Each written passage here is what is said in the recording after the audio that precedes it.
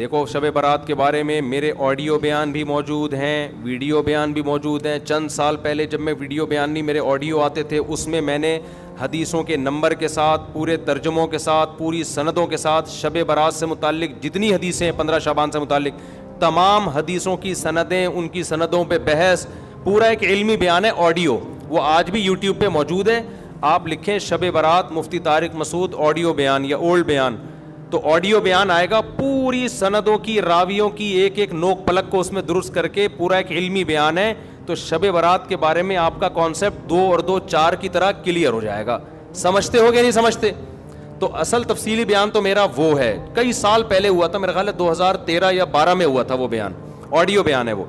تو وہ آپ سن لیں پورے ایک ایک سند حوالوں کے ساتھ, کہ اس میں آپ کو پتہ چلے گا یہ 15 شعبان کی اسلام میں حیثیت کیا ہے. اس کا 2 منٹ میں خلاصہ پیش کر دیتا ہوں.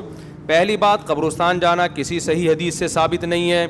ایک روایت ہے سند کے لحاظ سے انتہائی کمزور, اور اگر مان لیا جائے تو زندگی میں ایک دفعہ, ہمارے ہاں ہر سال جایا جاتا ہے, اور وہ بھی نبی چپکے سے گئے, ہمارے ہاں جتھوں کی شکل میں جایا جاتا ہے. تو یہ ساری بدعات ہیں. سمجھ میں آ رہی ہے بات؟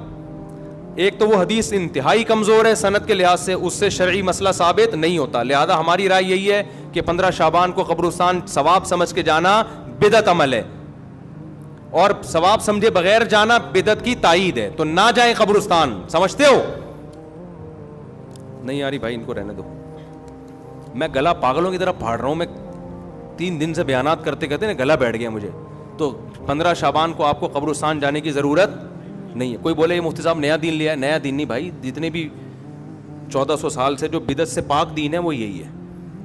کیوں؟ کوئی صحیح حدیث موجود ہی نہیں ہے, انتہائی کمزور حدیث ہے, اور زندگی میں ایک بار والی ہے. صحابہ سے وہ بھی ثابت نہیں ہے, اور وہ بھی چپکے سے گئے. آپ جتوں کی شکل میں جا رہے ہو, تو یا تو یہ بدعت ہے یا بدعت کی تائید ہے. تو آپ قبرستان پھر چپ ہو جاتے ہیں یار, نہیں جاؤ یار, کسی اور دن چلے جاؤ قبرستان. ویسے بھی ان 15 شعبان کو قبرستان میں جو میلے ٹھیلے اور انٹیاں بن سج کے آئی ہوئی ہوتی ہیں نا, مردے فتنوں میں پڑ جاتے ہیں. مردے کہتے ہیں مرے کیوں یار, اتنا اچھا ماحول ہے باہر کا. تو آج کل تو انٹیاں ایسے میک اپ کر کے اور دوپٹے, اور پھر بندے بھی تیار ہو کے, ایک انٹرٹینمنٹ ہے وہ قبرستان. وہ قبرستان تھوڑی رہا ہے جو پہلے ہوا کرتے تھے. تو آج کل تو ویسے بھی جانا جائز نہیں ہے. دوسرا کام, اس رات کو لوگ کہتے ہیں نہاؤ دھو اور تہوار ہے. تو تہوار اسلام میں دن میں ہوتے ہیں, راتوں میں. عیسائیوں کے, ہندوؤں کے تہوار ہو سکتے ہیں, مسلمانوں کے تہوار دن کی روشنی میں ہوتے ہیں. رات کے اندھیروں میں بولو نا نہیں ہوتے. راتیں عبادت کی ہوتی ہیں. تہوار نہانا دھونا, اچھے کپڑے, یہ دن کے کام ہیں.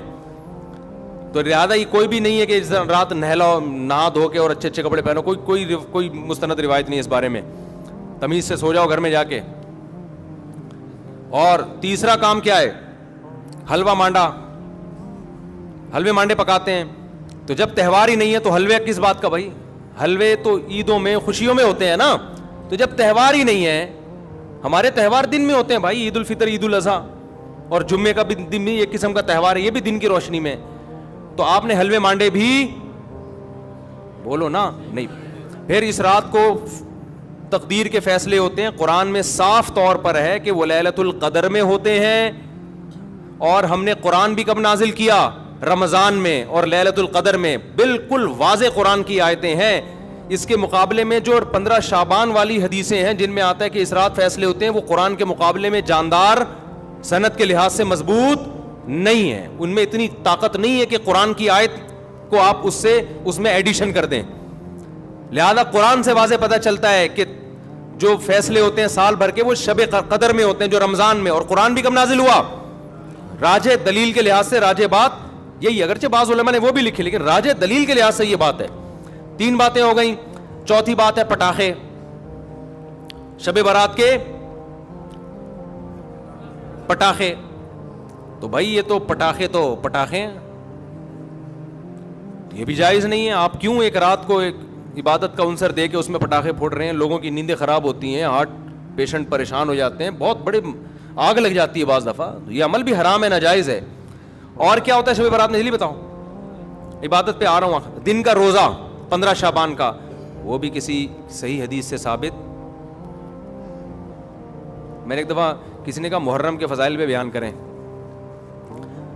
بہت دفعہ مجھے اصرار کیا 1 گھنٹے کا بیان ہو محرم. میں نے بہت جب میرا تنگ کیا تو میں نے بیان کیا. میں نے کہا نبی صلی اللہ علیہ وسلم نے فرمایا, حدیث کا مفہوم ہے, یہ اشہر حرم ہے, محترم مہینہ ہے, 4 محترم مہینوں میں 1 محرم بھی ہے, اور 10 محرم کا روزہ. آپ صلی اللہ علیہ وسلم نے اس کی جو بھی حدیث میں فضیلت بیان کی. میں نے کہا وما علینا الا البلاغ. لوگوں نے کہا بھائی کیا بیان کہا؟ میں نے کہا بھائی اتنا ہی ہے. صحیح حدیث سے اتنی ہی ثابت ہے. ایک آدھ اور حدیث ہوگی جو اس وقت میرے ذہن میں نہیں. اس سے زیادہ میں نے کہا 1 گھنٹے کا بیان ہو نہیں سکتا, کوئی ہے ہی نہیں. تو آپ کی مرضی کی باتیں ہم نہیں کریں گے, ہم وہ باتیں کریں گے جو اللہ اس کے رسول صلی اللہ علیہ وسلم نے جس طرح بیان کی. خطابت کے جوہر دکھانے کے لیے تو 6 گھنٹے کا بھی بیان ہو سکتا ہے, لیکن اگر آپ نے وہ بات کرنی ہے جو اللہ کے رسول نے بتائی ہے تو جتنی بتائی ہے اتنی ہی آپ کو پارسل کرنی پڑے گی. اپنی طرف سے پارسل کرنے کا ہمارے پاس انتظام, ہم کمپنی ہوتا ہے نا, بعض کمپنی ہے پیک کر کے دے رہی ہوتی ہیں, وہ KFC والوں کو کہتے ہیں وہ جو کمپنی کی پیکنگ ہے وہ ہم آپ کو دیں گے, اپنا شاپر ہمارا الگ تھیلے میں رکھا ہوا ہے, ٹھیک ہے نا, اس کے لیے الگ آرڈر دینا پڑے گا آپ کو. تو اگر اللہ رسول کی بات ہے تو بھائی اتنی ہے. تو اس لیے 15 شعبان کا جو روزہ ہے وہ بھی کسی صحیح حدیث سے ثابت بولو نہیں ہے. اور کیا رہ گیا, جلدی کرو, اب وہ شادی بھی ہونی ہے ان کی, بھائی آئے ہوئے ہیں نا. اور کیا رہ گیا, رات کی عبادت کی طرف آتا ہوں میں. اور بھی اور کچھ ہے, بس یہی ہے نا. پٹاخہ, قبرستان. پٹاخہ جب بھی بولتا ہوں, میری چھوٹی بچی ہے نا بڑی شرارتی, اس کا پٹاخی کہتا ہوں میں اس کو, ایسے پٹاخے کی طرح نا پھدکتی رہتی ہے ایسے. تو بچے بڑے اٹریکٹیو ہوتے ہیں یار, گھر میں بچے ہوا رکھا کرو, بچے گھر میں رونق ہوتی ہے. تو ایسے وہ اس کے ہوتے ہوئے شب برات کے پٹاخوں کی ضرورت ہی نہیں ہے ہمیں. تو ایسے بچے ہوتے ہیں نا, ایسے کھیل رہے ہوتے ہیں کلابازیاں, چھوٹے 2-2.5 سال کے بچے. ہم تو بچوں کو دیکھ کے دل چاہتا ہی نہیں کہ یہ بڑے ہوں, چھوٹے زیادہ اچھے ہوتے ہیں. تو پٹاخہ یہ ناجائز ہے. حلوے مانڈے, میٹھا ویسے ہی اسلام میں کم ہے یار, تم میٹھے پھوڑ کے اپنے آپ کو. اور تیسرا کیا ہے, میٹھا کم کیسے, لوگ حدیث پہ کے لحاظ سے اشکال کریں گے, پھر کسی وقت اس کا جواب دوں گا. تیسرا ہے نہانا دھونا, صاف کپڑے پہننا. اچھے کپڑے تو ویسے ہی صاف پہننے چاہیے ہر وقت, لیکن اسپیشلی اس رات میں کوئی فضیلت نہیں ہے. چوتھا 15 شعبان کا روزہ, اور اس رات کو تقدیر کے فیصلے وغیرہ یہ سب چیزیں ثابت نہیں ہیں. ہاں اب یہ عبادت ہے یا نہیں ہے, تو جمہور کے نزدیک اس میں عبادت کی فضیلت ہے, لیکن بعض محققین اس فضیلت کے بھی قائل نہیں ہیں. تو اختلافی مسئلہ ہے, اجماعی مسئلہ نہیں ہے اس رات کی عبادت کی فضیلت. لیکن بہرحال جمہور چونکہ قائل ہیں. اس کے دلائل کیا میں پہلے بتا چکا ہوں کہ میں پورا آڈیو کلپ ایک ریکارڈ کروا چکا ہوں حدیثوں کے ریفرنسز کے ساتھ, راویوں کی سندوں اور بحثوں کے ساتھ. تو بہت ساری حدیثیں, اگرچہ کوئی بھی حدیث صحیح نہیں ہے اس کے فضیلت کے بارے میں, لیکن تعدد طرق کی وجہ سے بہت سے علماء کے نزدیک درجہ حسن کو پہنچی ہوئی ہیں. تو لہذا کرنے کا کام یہ ہے کہ اگر کوئی کرنا چاہے تو بھائی عبادت کرے.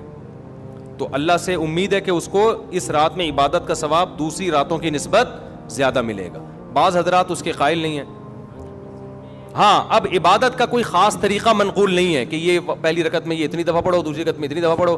اور نفلی عبادت شریعت ترغیب دیتی ہے گھر میں کرنے کی.